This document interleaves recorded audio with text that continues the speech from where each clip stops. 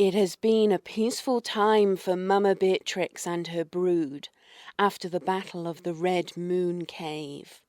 But it ends as all things must when a kobold scout brings the disturbing news that some kobolds have been bold-napped by horsemen.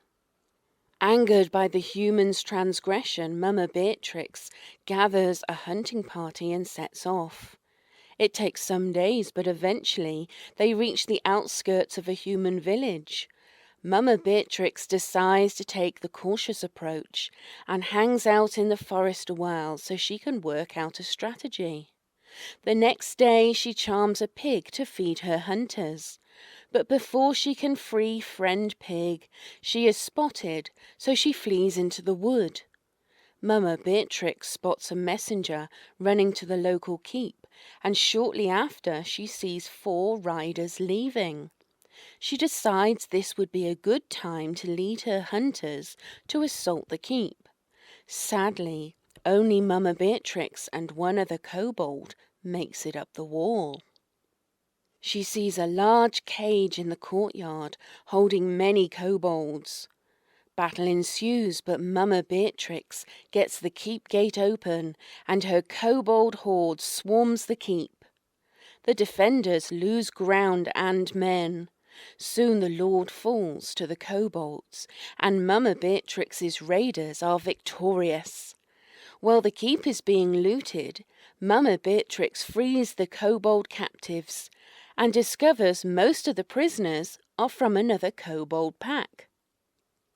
As the kobolds exit the keep with their kabuti, they see horsemen returning, but Mama Beatrix manages to entangle most of the riders and the kobolds escape. Before leaving the town behind them, Mama Beatrix goes to the farms and frees Friend Pig and rides it into the sunset. Much later, after feasting on Friend Pig, Mama Beatrix talks to the strange kobolds and learns they are from the Longpaw Pack, which is a lot bigger than the Moons. Will Mama Beatrix convince the new kobolds to join her pack? Will she annex this new tribe with might or diplomacy? Is this the start of a new kobold empire? Let's find out now on Dicing with Death. Hello, everybody, and welcome to Dicing with Death. It has been a very long time since we've had this. There are very many reasons why, but as an attempt to avoid spoilers for those of you who might not be caught up on all the other shows going on, I won't mention what those reasons are. So here we have Ryan and myself. We're going to be playing Mama Beatrix today, as you heard from the intro, or from the recap, really. And yes, which I just finished listening to. Yes, delayed it just long enough. Good How's it going, afternoon, Ryan? people. Good, although it was kind of as usual. I get like 30 seconds at the end with both you and Layla talking in my ear. Well, you should listen to her. I think I missed the best joke, the one that you were laughing at right before we went live. But oh, were you? Such is life. Yeah, that's okay. Riding off into the sunset on the pig. On the pig. God, her recaps are really the best. I'm so happy for them. So, how's it going? How's your week been? Good. A little hectic. End of a quarter. But... Are you excited that the quarter's over? Yeah, sure. On to the next one. It's just not many. Yeah, hopefully not many more of these. So it's just an endless cycle for you. Real love for it. What do you mean? You seem so apathetic about the quarter ending. Aren't you sad that you're not going to see those students again? Sentimental on me. Try not to consider those feelings. It's all right. Bury them deep down inside. Ignore your feelings. It's the American way. Play Dungeons and Dragons instead. Yeah. So some particularly strange brand of Dungeons and Dragons. Where kobold breeding? I mean, look. Mama B, the kobold matriarch. At some point in time, someone needed to run a campaign about kobold breeding. And we are those lucky people who get to run that campaign. You know, it's one of the things in the world with endless time and endless resources, everything will be done, and we get to be the people who run the kobold breeding program. Give enough monkeys, enough keyboards, with enough Twitch streams, and at some point in human history, someone had to run a kobold breeding simulator. Mm-hmm. And we are those monkeys. Aren't we so lucky? Mm. Alrighty. So where are we picking back up? Well, you have your little clan, and you've also had the the Red Moon clan join you. You changed their name from Redfoot to Red Moon. Mm-hmm. Where are we? How many weeks later are we picking up after last adventure, or days, hours? Let's pick up a couple of weeks later. Okay. Yeah. So the Red Moon. They've got their own cave down towards Smuggler's Pass, or whatever us kobolds call it. Yeah. But it's been a few weeks. There's probably little distinction between the two. There's movement between and intermingling, if you will. Right. Kobolds cavorting between those two bands. So let's talk about the status of your tribe. Oh. Yeah, who are the people or the kobolds that we brought back with us? The prisoner kobolds. Were they all red? They weren't all Red Moons and no other moons. Those were moons. Those were Long Paws that you brought back. Right. So did they come back with the Moon tribe or with the Moon? Well, they came back with you a little ways. They're pack animals, so they all kind of came back to safety, relayed information about the Long Paw tribe, where they were from, what's going on with them, and then after kind of some licking of wounds and nuzzling each other and sniffing butts, they ran off to go find their own tribe again. But first, telling you where their tribe was, generally speaking, so you could go out and find them. Okay. But I'd like to talk, before we get too far into this, about numbers of kobolds, your pack size. Yeah. The Moon tribe has 14 adults remaining, 6 males, 8 females. You also have 7 young, and then you've got 2 of your females are pregnant. So you got a lot of potential kobolds. Those guys are going to be birthed in about 6 weeks. The Red Moon tribe has 19 living kobolds, and it's led by Nimrod. Formerly, he was formerly a Moon, wasn't he? Maybe, I don't remember. He could be anything. But he's running things over at the Red Moon Cave. The Red Moon Fortress, right? There's like a palisade wall. Yeah. It's the closest thing to a fortress that you guys have. I don't know if we established this last time, but I think we probably took the 2 humans to help us finish the palisade wall. Okay. I don't know how successful that would have been in a couple of weeks, but I think the slaves would probably be over at that cave now. Sure. One of those slaves is charmed. Yes. I think both, right? Yeah. Did I charm the male, or was that the... it's been a couple of weeks. You could have charmed them in that time. Yeah, I think I like the lore. I mean, charm is a pretty loosey-goosey term in Dungeons and Dragons. Mm-hmm.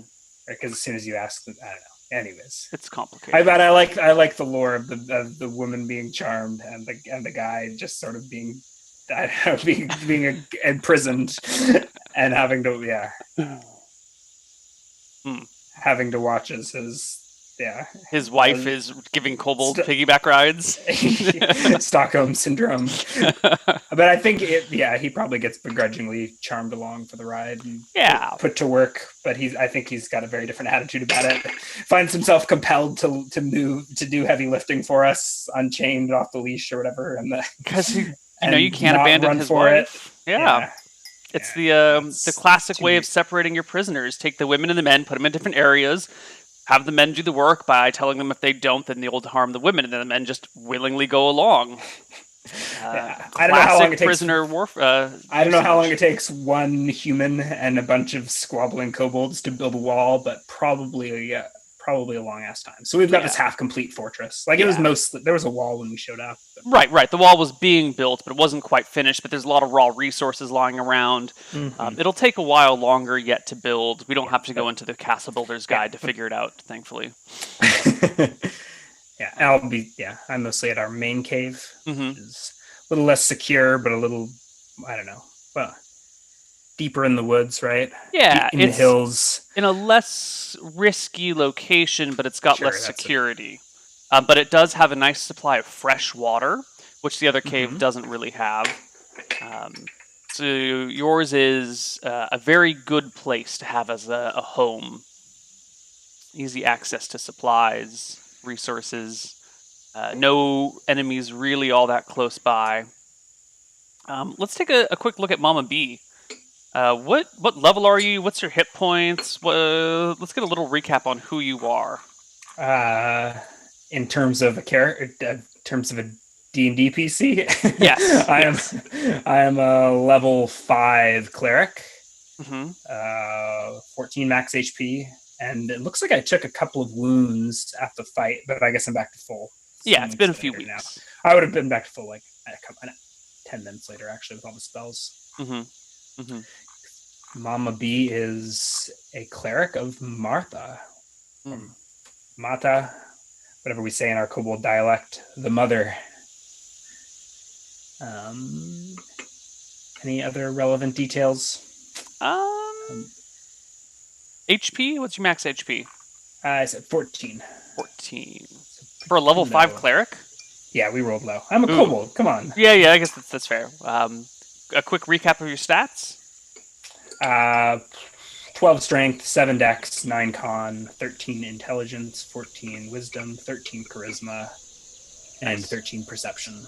Cool. So nothing extraordinary, but nothing terrible. I mean, for a kobold, those are extraordinarily average stats. Yeah. Good average for a kobold. Yeah. Yeah, yeah. Anywho, so here you are in your home cave, hanging out with your 14 adult kobolds and your 7 pups. Things have been going pretty well. You have enough water for each other. Now that your pack size has been reduced, you've got enough food for each other pretty easily. You can also create food and water with your spells, I believe. Yes. And I do that periodically. Also purifying like carcasses we scavenge and bury. I think we're doing pretty well. Yeah. I think do I have good berry?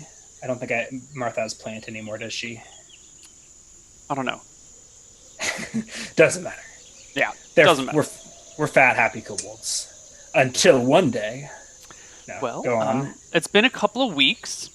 Do you have any grand plans, or are you kind of comfortable where you are for the time being and just kind of waiting for this latest litter of pups to be born? I mean, I don't know that. No, kobolds are. I don't know. Okay. So it's been a couple of weeks. So no plans. I mean, okay.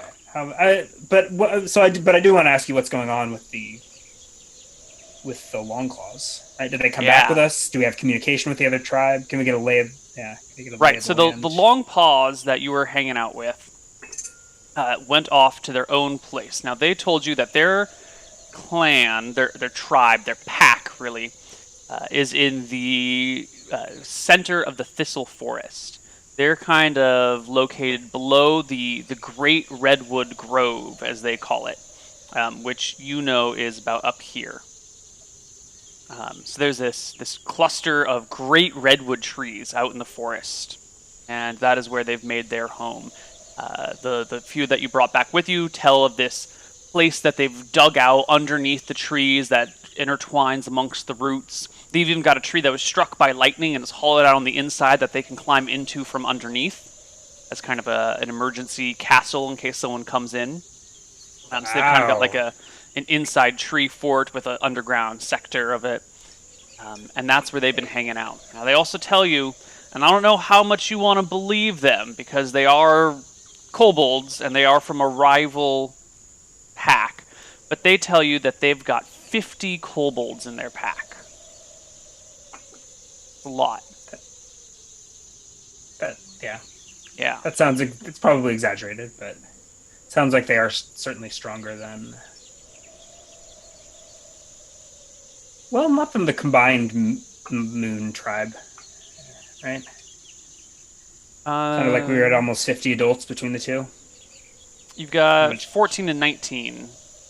So that is 33 plus 7 young is 40. Mm-hmm. Okay. So, who knows? So we would probably exaggerate that we have 50 as well. So it sounds reasonable.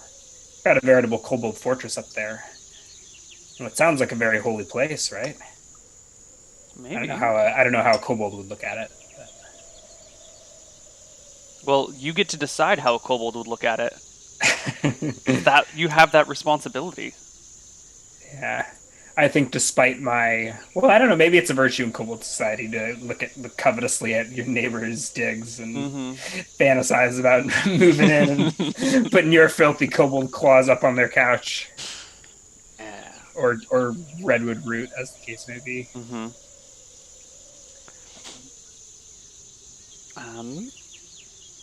Why is my audio? And I think I imagine there's... Oh, there we go. There was music. Yeah, sorry. I thought that was playing the whole time. My bad. No, you were enjoying it privately? Yep. Fair enough.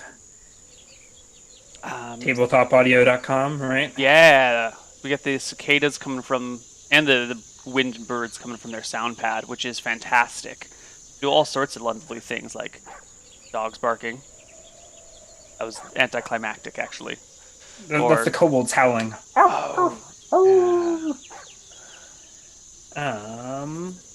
Cool. So, is there communication or travel between... Ooh, whoa, this is spooky. All right, calm down, Neal. Getting a little carried away. Love me some tabletop audio.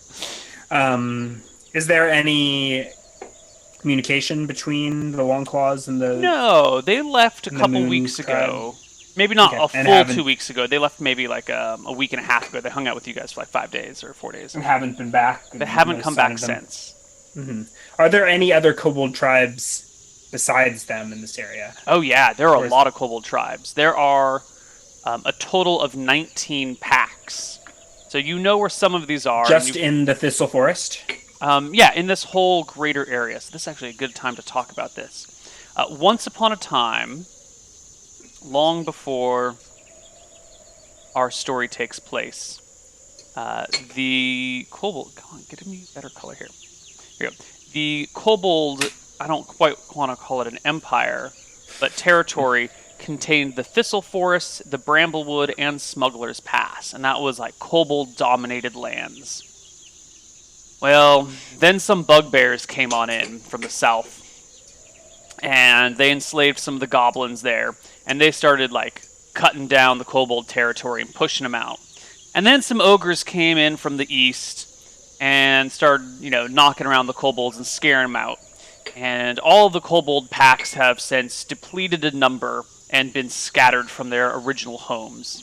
So the kobold territories are now kind of bunched up in the top of the Thistle Forest, which isn't so great for them because that's not enough room to support all the kobolds there. It's not enough land. Now that the kobold tribes packs have been reduced in number, it's a little bit easier to do it, but still, your ancestral home has been destroyed or has been taken away from you by these bugbears and these goblins. And your people are on the brink of extinction in this region. And that is why the Great Mother has seen fit to endow you with your 3 quest spells, or your 2 spell, your clerical power, and your quest spell. Your quest spell being Momentous Maturity, which quintuples the growth rate for all non-adults of one type, like kobold, but then reduces their maximum life expectancy to 1/5 of their normal thing. So, if a kobold pup is born, you can cast Momentous Maturity, which will make them reach adulthood 5 times as fast, but then their life expectancy is 5 times shorter. It's a good tool for bringing your population back from the brink of extinction, but it doesn't really, it's a short-term fix. It also drains 1 year of the life of the caster for that spell. Yeah. Okay. So I think what I would have liked to do is send the Longclaws back with like an invitation. I don't know if things are crowded in their little forest. It sounds like they kind of are, but not so much here. Although we're a little more in a little more dangerous territory. And we've got, and I think the cave that the Red Moon clan tribe, whatever we're calling it, is establishing has plenty of space, right? It's sized for humans and bug, and we could even add a second floor halfway through the cave. Kobold hammocks, kobold whatever. Yeah. So I think I invited them to join us, and they were like, "Nah, we got to get back to our pack." But I kind of would have sent them with an impression that there's plenty of space down here to move on south. And regaled them, with tales of slaying big bads and all that. And feeding them, all of our bountiful food. Yeah, they go back to the Thistle Forest with tales of the Moon Clan and their. Yeah. So why don't we pick back up when you get an emissary from the Longpaw clan. It is one of the 3 kobolds, I think there were 3, that you brought back with you, safe and sound. Let's see. Just one. She comes kind of creeping up, sneaking around. One of your scouts spots her, alerts you to her presence as she slowly and somewhat timidly approaches your cave. I recognize this kobold. Definitely. She's got the little white tuft of fur underneath her snout. Unmistakable. Come here, Longclaw. She pads over to you. Pull up a stump. She squats down on her haunches near a stump. I bark to some other kobold nearby to bring us food. Okay. Food, meat. They scurry around to accomplish your commands. The emissary sniffs around a bit and goes, the great and mighty Longpaw, Nub. She wishes to. She wants the cave. She wants to come visit. Nub, welcome. Why is she no here? The kobold lets out a long and slow howl, which you would recognize as like a signal to other kobolds who might be nearby, and says to you, Nub near, pack near, just careful, big bad everywhere. I pretend like I could smell them coming, but I probably couldn't. So do we wait and this Nub comes, or does she have to run back to the... Yeah. This one runs back, and maybe... And I probably howl to alert my own kobolds, or growl to... They're close range, so I can growl to alert them. Yeah. We get our... Yeah, everyone gets out, I guess, so that we look more... Well, what was that? That was your growl. I don't get to do my own sound effects? Oh, you can. I just like playing with the buttons. No, I'm good. This will save my voice. So, sure enough, maybe a little while later, in comes strutting Nub.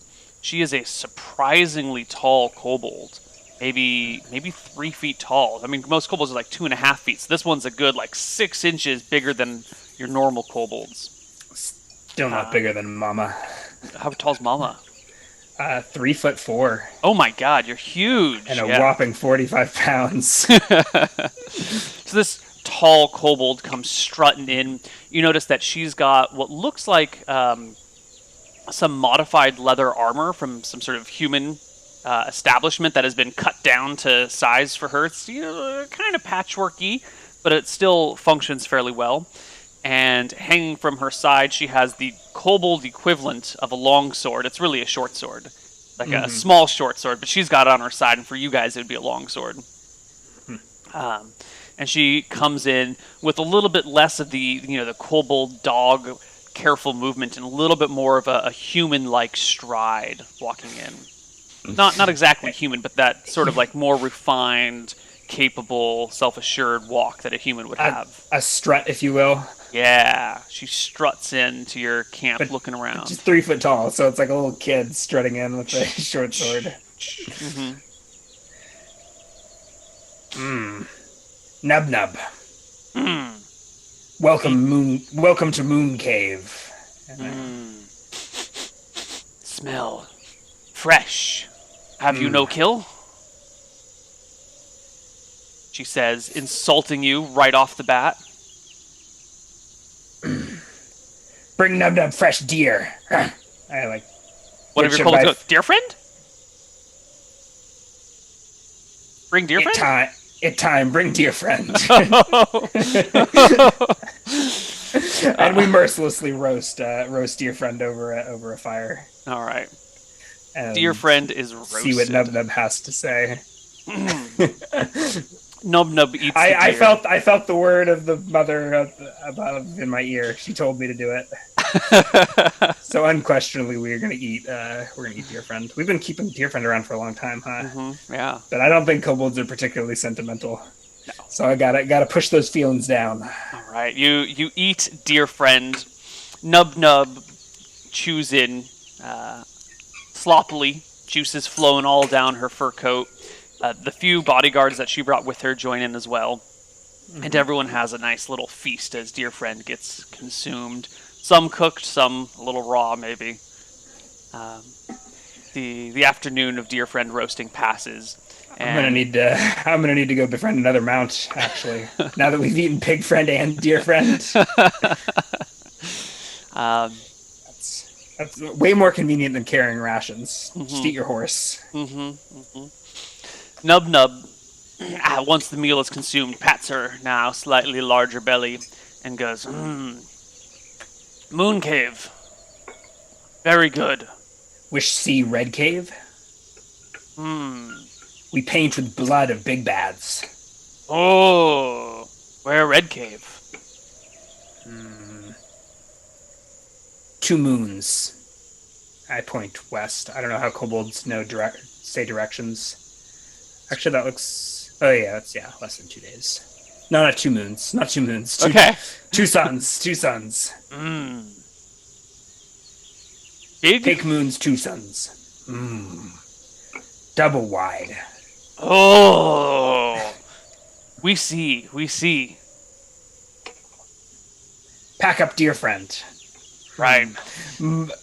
Mama B is a little frustrated that dear friend can't walk herself, but we pack up whatever's left of whatever's uneaten of the meat, and slowly make our way west. Sure. So it's Nub Nub, and she brought with her 6 bodyguards, including the one that came to talk to you first. How many of your pack are you bringing with you on this quest, this trip? I think less than 6. Okay. I don't think it's like a... Yeah, I don't know. I think my posse just kind of follows along. I don't know that it's that... Okay. Mama B's not issuing like military commands like, contingent of the 6 of you, come with that, blah, blah, blah. I think just a couple of kobolds follow along. For the sake of numbers, we'll probably say, 3, 4 other kobolds? Sure, 3? Sure. I just want to have a number in case there's a battle that pops up. Do we need their names? No.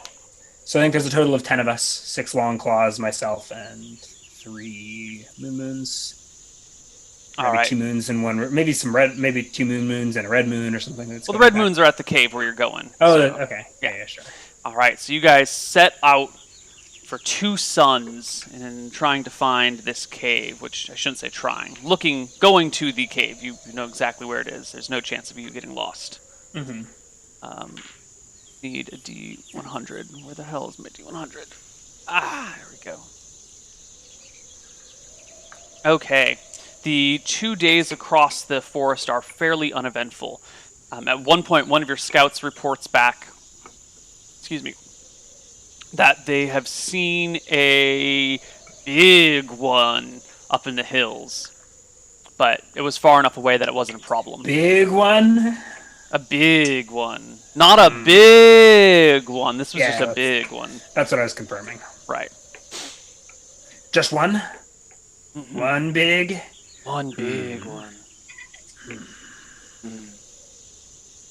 but it's easy enough to avoid. It was just in the hills to the south. Is this along the way a scout, or this is along one the of our way? Like 10? you've got your 10 people, but you're not all marching single file, right? The people are kind of scattered and running over here to look at this, and it's fairly a disorganized scattering of dogs running around or kobolds running around. And one of them that's running toward, hanging out near one of the hills, sniffing something, comes back reporting, "I've seen a big one."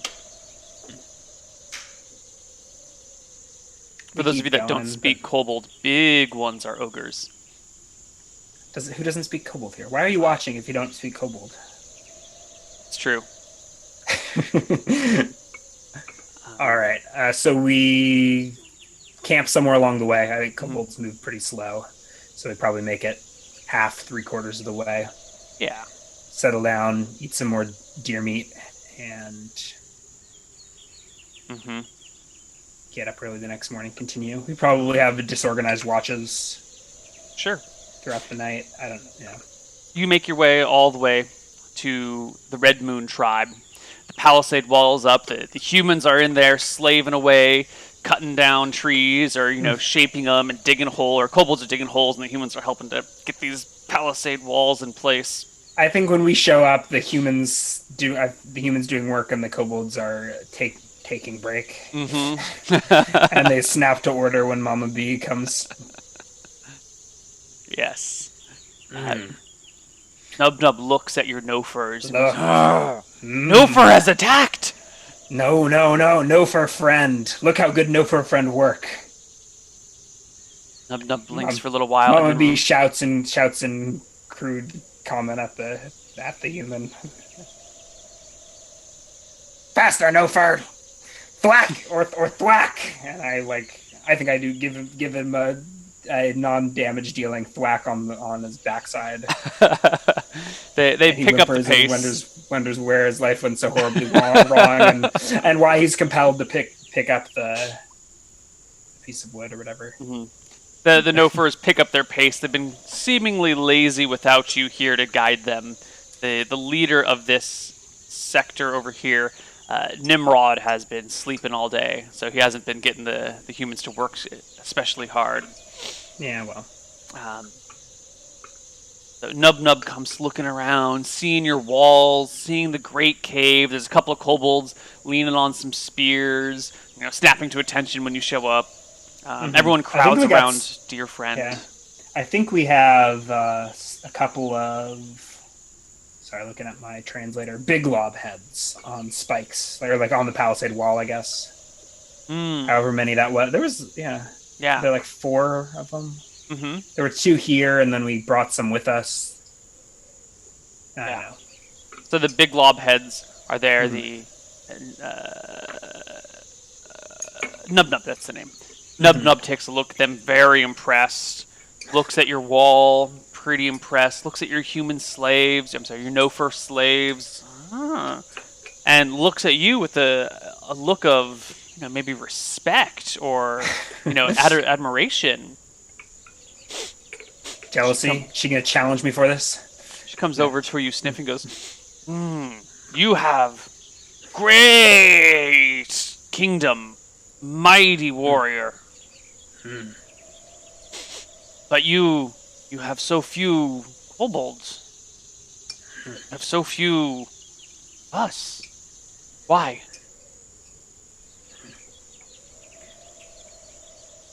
There we go. Yeah. You know what forest like. Big bads and big lobs and bad bads and lobs. I make you deal. Kill some. You. She straightens up to her full height. You. Bow before me. I make you sub-chief. I bring my Longpaw. We all live here together. Many Longpaw. You be my sub-chief, you not die. You challenge me in my own cave? So few, so small. Nub Nub, great warrior. I look around the room. How many other kobolds are here? We're in the cave now, right? Yeah, you're in the cave. You've got most of them have gone outside to work because, oh my god, Mama B's here. We got to get to work, guys. But there's your few people that you brought with you around, and maybe one red moon that's kind of snarking around the back, looking for some food and kind of just hanging out. Yeah, Mama B bops this kobold on the head. Are we talking combat? Yeah, I guess let's roll with a surprise check. I think Mama's got this walking stick, and I think before this kobold knows what hit her, it's like coming down on her head. The kobold is not surprised, but I'm going to say she also wasn't ready for the attack, so you can get one attack off before we roll initiative. An ambush. I think one attack is all I'm going to do. Let's hope I don't kill her, but I think there's no way she dies. Yeah, that's right. Unless I crit her or something. You'd have to do some pretty critical damage. Oh, that's fortunately not only a natural 17. Yes. It's not a crit, but serious damage may incur. 4 points. So she whoops. She goes down, and I think Mama B does not go down. Really? She does not go down. No. I need to write down some things here, but she's still up. Okay. This was an ambush, right? So that was a free round? Right. That's a free round. Okay. I think Mama B goes total defense after that. Okay. And I think we are going to roll some initiative, and let's get some forest action music going on. All right. Nub Nub rolls for initiative, drawing her longsword. I'm just going to keep calling it a longsword.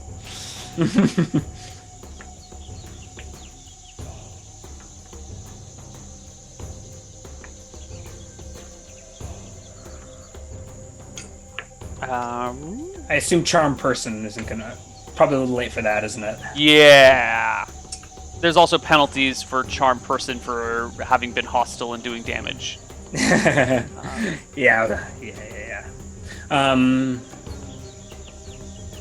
Okay, so I'm total defensing this round, I guess. I haven't rolled initiative, so I can change to... Yeah, why don't you... Club, can't I? Do you want to roll initiative for this round? If you want to just do total defense, you can do that too. That's what I had said I was going to do, but I get my 2 club attacks this round, or my... whatever you call it, my thwacking stick. So I might as well. Let's see. I might hold. I don't think I'll... Well, or sweep the legs out from under her. Let's just... Sweep the leg! Okay. So use 4. Nub Nub goes at 9. I go at 1. So I think with the butt of the staff, sweep out her kobold legs from under her. Well, I try to anyways. Is this a trip maneuver? Sure, it could have been a trip. It misses anyway, so it's not worth looking at. Sure. All right, you go to jumps out of the way, drawing her sword. Yes. I stand up tall, my full 3'4", and take a more martial stance. It may be surprising this kobold, but Mama B knows how to duel. Well, Nub Nub didn't get where she was without, bashing some heads and slaying some other kobolds. She's not afraid to get into this fight. She gives a low growl and swings to hit with a 6. No. 2 of you square off. B steps out of the way, and I get a second attack at the end of the round. Oh, that's probably a crit. Oh, that is definitely a single crit. I think I step out of the way as she attacks. Oh no, I hope I didn't kill her. But I guess we'll find out. You don't kill her, but she goes down in a clump.